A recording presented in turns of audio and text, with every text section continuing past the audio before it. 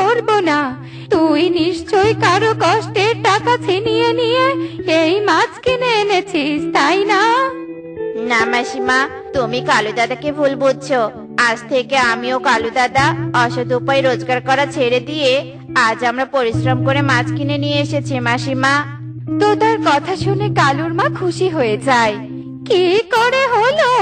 কে আমার ছেলেকে ভালো পথে ফিরিয়ে আনলো?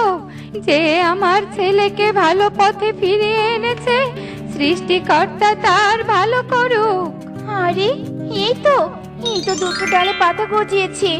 তার মানে আমার পাপ মুক্ত হয়েছে। আমি নিজের পাপ মুক্ত করতে পেরেছি, কিন্তু কিভাবে?